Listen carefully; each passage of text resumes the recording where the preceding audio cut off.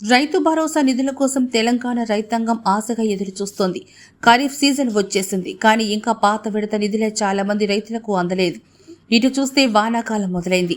పంటల సాగుకు రైతులు సిద్ధమవుతున్నారు. ఈ క్రమంలో రైతు భరోసా నిధులు విడుదల చేస్తే బావుండు, పెట్టుబడికి పనికి వస్తాయని భావిస్తున్నారు. ప్రభుత్వం కూడా త్వరలోనే రైతు భరోసా నిధులు విడుదల చేస్తామని చెప్పుకొచ్చింది. ఈ నేపథ్యంలోని రాష్ట్ర వ్యవసాయ శాఖ మంత్రి తుమ్మల నాగేశ్వరరావు రైతు భరోసాపై కీలక ప్రకటన చేశారు.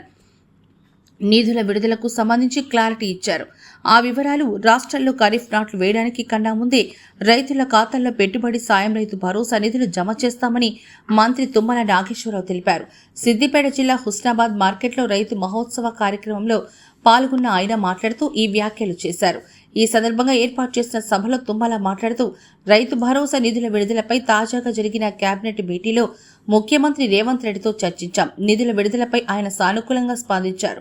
త్వరలోనే రైతుల ఖాతాల్లో డబ్బులేస్తాం. ఇక మా పార్టీ అధికారంలోకి వచ్చిన తర్వాత మొదటి పంట కాలంలో 35,000 కోట్లు జమ చేశామని చెప్పుకొచ్చారు.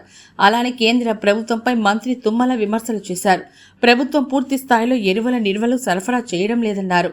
అయినా సరే తమ ప్రభుత్వం రాష్ట్రాల్లోని అన్ని రైతులకు విత్తనాలు ఎరువుల కొరత లేకుండా చూస్తుందని చెప్పుకొచ్చారు. అలానే మక్కలు, పొద్దులు తిరుగుడు, కందులు వంటి పంటలకు మద్దతు ధర ప్రకటిస్తున్నామని వెల్లడించారు.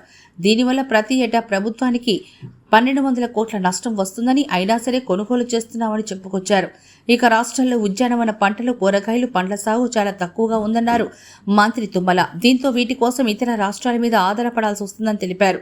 అందుకే తమ ప్రభుత్వం కూరగాయలు, పండ్ల తోటల సాగు పెంచి వేరే రాష్ట్రాలు, దేశాలకు ఎగుమతి చేసే స్థాయికి తీసుకొచ్చేందుకు కృషి చేస్తుందని చెప్పుకొచ్చారు. అలాగే వ్యవసాయ శాఖ పరిశోధకులను గ్రామాల్లోకి పంపి రైతు సమస్యలు తెలుసుకొని వాటి పరిష్కారం కోసం ప్రయత్నం చేస్తున్నారని తెలిపారు.